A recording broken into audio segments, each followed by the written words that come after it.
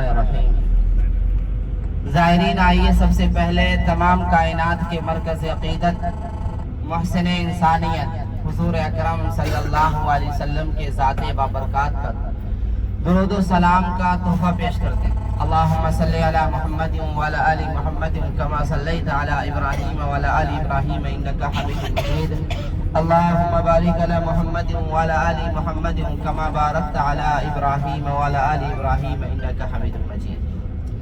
ज़ाहिरीन, ये आपके उल्टे हाथ पर बाएं जाने दिख रहा है ना मस्जिद जामे सय्यदुश्शुहदा हज़रत अमीर हमज़ा रज़ी अल्लाह तआला अन्हु के नाम पर ये मस्जिद मशहूर व मारूफ है।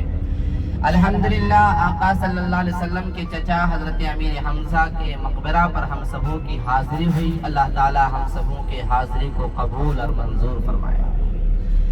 तो ज़ाहिरीन, ये आपके राइट साइड में दाईं तरफ जो पहाड़ी दिख रहे हैं जबल वहद, जिसके बारे में अल्लाह के नबी ने फरमाया ये मुझसे मोहब्बत करता है, मैं इनसे मोहब्बत करता हूँ, कल क़यामत के दिन जन्नत के दरवाजे पर दिखेगा। मदनी करीम सल्लल्लाहु अलैहि वसल्लम ने अपने काफिला को लेकर 700 की तादाद को पहुँचे और अल्लाह के नबी ने तरतीब बनाई, तमाम के तमाम सहाबा इकराम को मुतय्यन कर दिया। लेकिन अल्लाह के नबी सल्लल्लाहु अलैहि वसल्लम की हिफाजत कौन, हजरत हुज़ैफा या हजरत तलहा कर रहे थे। अल्लाह के नबी जब पीछे हटे गिर गए तो आपके दंदाने मुबारक शहीद हो गए, आपके मुक़द्दस पेशानी से खून आया। जब अल्लाह के नबी सल्लल्लाहु अलैहि वसल्लम जख्मी हुए तो ये सामने वाली पहाड़ी पे लेके जाया गया, ये पहाड़ लरसने लगा, थरथराने लगा, हिलने लगा।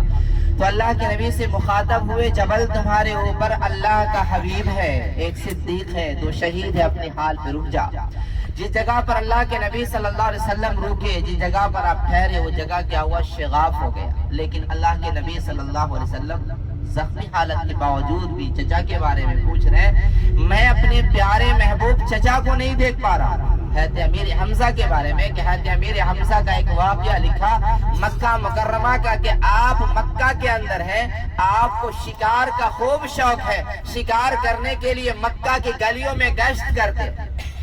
एक दिन का दिन ऐसा आया कि अबू जहल ने ऐसी अज़ियत दी आका सल्लल्लाहु अलैहि वसल्लम को, लिहाजा जब आप गश्त करके शिकार करके जब वापस हुए तो मोहल्ला की ख़वातीन कहती है, पता है आपका जो भतीजा है जिनका नाम मोहम्मद और अहमद है, उनको ऐसी असियत दी जो हमें बर्दाश्त नहीं होता।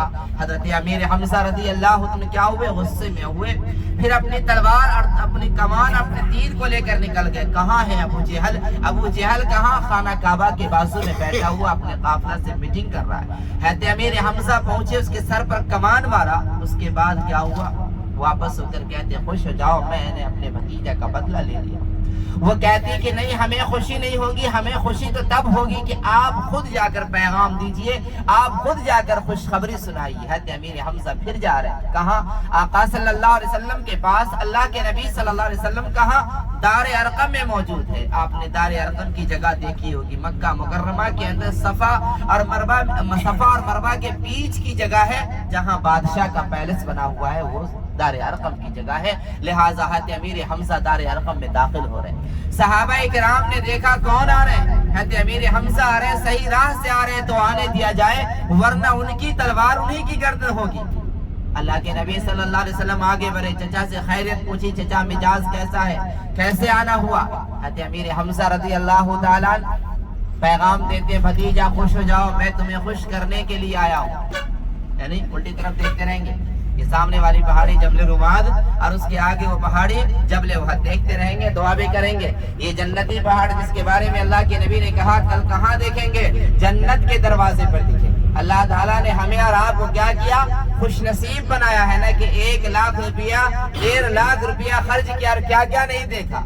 सबसे पहले तो खाना काबा को देखे, यानी जिसको हम तस्वीर में देखते थे, जिसको हम कहाँ फ्रेम में देखा करते थे, आरज़ू किया था, तमन्ना किया था, अल्लाह ताला कब बुलाएगा, कब पहुंचाएगा, कब दिखलाएगा। 1-1 रुपया जमा किए, 10-10 रुपया जमा किए और क्या हुआ, अन्नूर के ऑफिस में पहुंच गए।